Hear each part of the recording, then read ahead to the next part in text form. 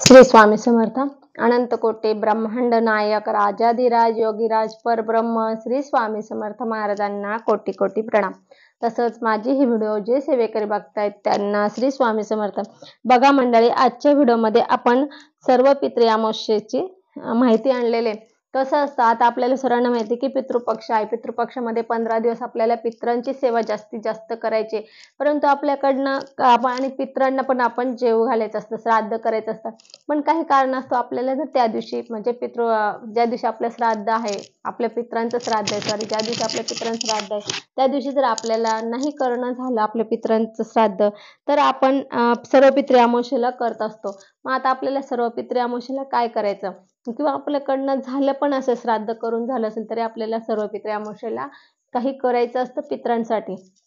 आता आपल्याला माहिती आहे पितरांसाठी खूप काही करायचं, कारण की पितरांची सेवा जेवढी कराल तेवढी कमी, आणि प्रत्येकाच्या डोक्यावर पितृदोष इतक्या मोठ्या प्रमाणात आहे की बस प्रत्येकाला पितृदोष आहेच.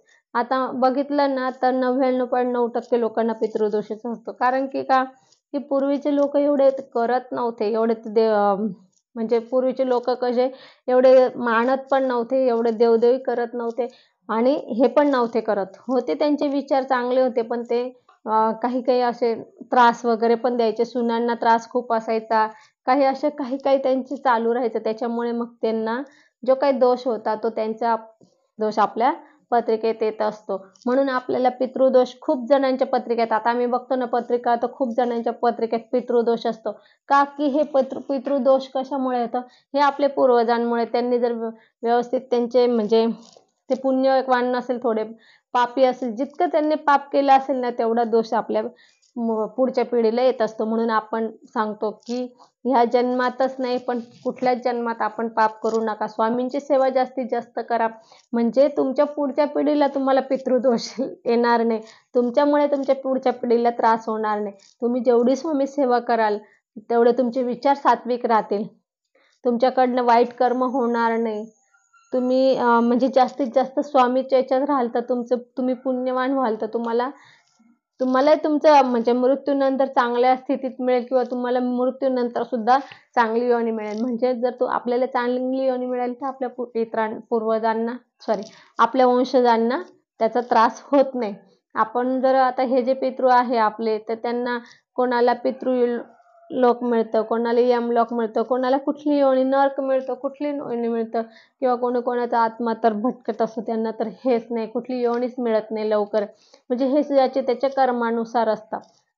म्हणूनच आपल्याला चांगले कर्म आपल्याला तरी करायचे, त्यांच्याकडनं होऊन गेले तर जाऊ द्या, पण आपण आता त्यांच्यासाठी काही सेवा करून त्यांना आपण त्या योनीतून आपण मुक्त करू शकतो. परंतु आपण स्वतः चांगले कर्म करायचे, म्हणजे आपले पुढचे वंशज आहेत त्यांना आपल्याला जसा त्रास होतो तसा त्यांना होणार नाही, ही आपण काळजी घ्यायची. तर आता बघा, आपल्याला 14 तारखेला शनिवारी सर्व पितृ अमावस्या आहे, आणि शनी अमावस्या पण म्हणता येईल याला. शनी अमावस्या म्हणजे ही जी अमावस्या ही आपल्याला शनी अमावस्या आपण बघतो, अमावस्यामधली सर्वात मोठी अमावस्या शनी अमावस्या आणि सोमवती अमावस्या असते. तर आपल्याला ह्या 2 अमावस्येला आपल्याला उतारे वगैरे आपण जे करायचं असेल ते म्हणजे शनी अमावस्येला, सोमवती अमावस्येला नाही, शनी अमावस्येला. आता ही आहे पितृपक्षाची अमावस्या आहे, त्या अमावस्येला आपल्याला सगळे उतारे वगैरे जे काही करायचे ते आपण करू शकतात. आपल्याला उतारे करायला बंधन नाही, यावेळेस करू शकतात. फक्त पितरांचा आपल्याला सर्व पितृ अमावस्येला आपण जे काही इतर वेळेला पितरांना करतो तसं आपण पितरांना बनवा, आणि सगळ्या पितरांना एक घास दिला तरी चालेल. पूर्ण आपण तसंच करायचं. कावळ्याला घास द्यायचा, आघारी द्यायची, गाईला घास द्यायचा, आणि फोटोला नैवेद्य द्यायचा, हे सगळं करायचं. आणि समजा आपल्याकडे जास्त, आता समजा कसं असतं, आपल्याकडे 1-2च आपल्याला माहित असते, आपले सासू सासरे किंवा आजी सासू सासरे किंवा आपल्या घरातलेच माहित असतात, पण आपले खूप पिढीचे लोक गेलेलेच असतात ना. म्हणून आपण सगळ्यांचं नाव घेऊन एकच नैवेद्य आघारीला दिला तरी चालेल. सगळ्यांचं काय असं म्हणायचं, जे काय असेल आम्हाला माहित नसेल, आमचे माहिती असणारे आणि न माहिती असणारे, किंवा आम्ही ज्यांना ओळखतो, आम्ही ज्यांना नाही ओळखत, अशा सगळ्या पितृंना हा ही आघारी आहे स्वीकार करा असं म्हणायचं. ते सगळ्या पित्रांनी ही आघारी स्वीकार करा किंवा हे हवीर द्रव्य स्वीकार करा असं आपण ते हवीर द्रव्य देताना बोलायचं असतं. म्हणजे ते सगळ्यांपर्यंत पोहोचत असतं. तर आपल्याला ती आघारी पण ह्या अमावस्येला द्यायची. जरी आपण इतर वेळेला दिली असेल तर श्राद्धाच्या वेळेस तरी आपल्याला द्यायची आहे. त्यानंतर आपल्याला समजा नाही ते करायला सगळं स्वयंपाक करायला नाहीच जमला तर कमीत कमी एका पोळीवर थोडासा भात घ्या. बिनमिठाचा भात करा. एका पोळीवर थोडा भात घ्या आणि त्याच्यावर दही, चमचाभर दही टाकून तो वरती कावळ्याला आणि आघारीला तेवढा तरी द्या. नाहीच काही जमलं तर तेवढं तरी आपण करा. आता मला मागच्या व्हिडिओमध्ये एकाने कमेंट केली की आघारी किती वाजता द्यायची. आघारी हे जे पित्रांचा टाइम असतो हा 12 ते 12:30 टाइम असतो पित्रांचा. हे अर्धा तासातच आपल्याला सगळे पित्रांचे नैवेद्य द्यायचा असतो. कारण की पित्रांचा येण्याचा टाइम तो 12 ते 12:30च असतो. हेच लक्षात घ्यायचं. म्हणून आघारी पण आपल्याला 12 ते 12:30 दरम्यानच द्यायची आहे. फोटोला नैवेद्य तेव्हाच द्यायचं आहे, कावळ्याला नैवेद्य तेव्हाच ठेवायचं आहे, गाईला नैवेद्य त्याच वेळेला द्यायचं आहे. अर्ध्या तासात आपल्याला सगळ्यांना नैवेद्य द्यायचा असतो. नंतर तुम्ही जर 10ला जरी दिला तर तुमचं पितृ जेवत नाही आणि तुम्ही 2 वाजता जरी दिला तरी पितृ जेवत नाही. पितृ फक्त 12 ते 12:30 दरम्यानच पितृ जेवता. म्हणून आपल्याला 12 ते 12:30 दरम्यान काही हो का न हो पण आघारी आपण 12 ते 12:30 ह्याच दरम्यान द्या. कारण की तुम्ही वरती ठेवलं कावळ्याला, कावळा येतोय, वाट बघतोय. आपण कावळ्याची वाट बघत असतो. पण कावळ्याची वाट बघताय पण खाली लगेच आघारी देऊन द्या ना. म्हणजे कसं पहिले वायू स्वरूपात तर त्या पित्रांपर्यंत पोहोचून जाईल. मग नंतर कावळा कधी पण येऊ हे आपण मात्र लक्षात ठेवायचे. म्हणून आपण अमावस्येला आपल्याला आघारी द्यायचीच आहे. अवश्य द्या. आपण जे पण असेल तुम्ही सगळा स्वयंपाक केला तर उत्तमच आहे. नाही केला तर निदान एका पोळीवर थोडा भात आणि थोडे दही याचा तरी आघारी द्या. आपल्याला पित्रांसाठी हे एवढं मात्र करायचं आहे. आणि ते आघारी देताना आपल्याला सगळ्या पित्रांचं नाव घ्यायचे. पण ज्यांचं नाव आपल्याला माहिती त्यांचं घ्यायचंय.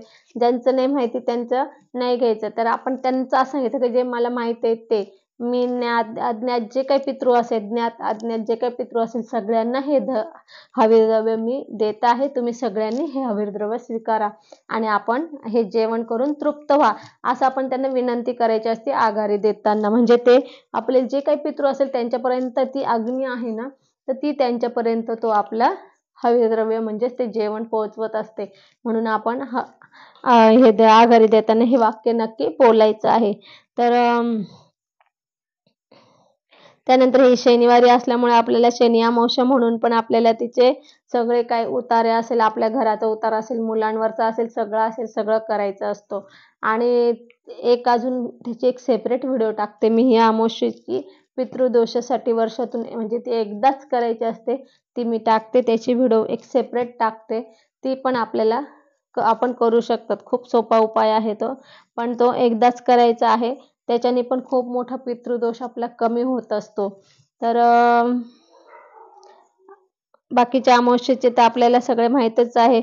तरी सुद्धा एक त्याची सेपरेट व्हिडिओ असणार आहे. फक्त कोणती की एक सर्वपित्री अमावस्येसाठी आपल्याला पित्रांचा पितृदोष जाण्यासाठी आपला पितृदोष जाण्यासाठी एक उपाय आहे त्याची व्हिडिओ असेल. तर असं आज आपण इथेच थांबू. अगदी छोटीशी माहिती होती पण आपल्याला सर्वपित्री अमावस्येला पित्रांना काय आघारी द्यायची, हे किती वाजता द्यायची आणि काय द्यायची आघारी हे आपण आजच्या व्हिडिओ सांगणार होतो. आणि तेच मी आपल्यापर्यंत पोहोचवलं आहे. तर मला माहिती आहे की आपल्यापर्यंत नक्कीच हे पोहोचलं असेल आणि आपल्या नक्कीच लक्षात आलं असेल की आघारी किती वाजता द्यायची आणि अमावस्येला आपल्याला नक्की आघारी द्यायची. कुठलाही नैवेद्य द्या तुम्ही. सगळं केलं तर उत्तम, नाहीतर निदान भाताचं दही भात पोळीचं तरी द्या. तर असं आज आपण इथे थांबू. झालेली शिवस्वामींच्या चरणी अर्पण करू. आपल्याला जर माझी ही व्हिडिओ आवडली असेल तर लाईक, शेअर, कमेंट करा. माझ्या चॅनलला सबस्क्राईब करा. श्री स्वामी समर्थ.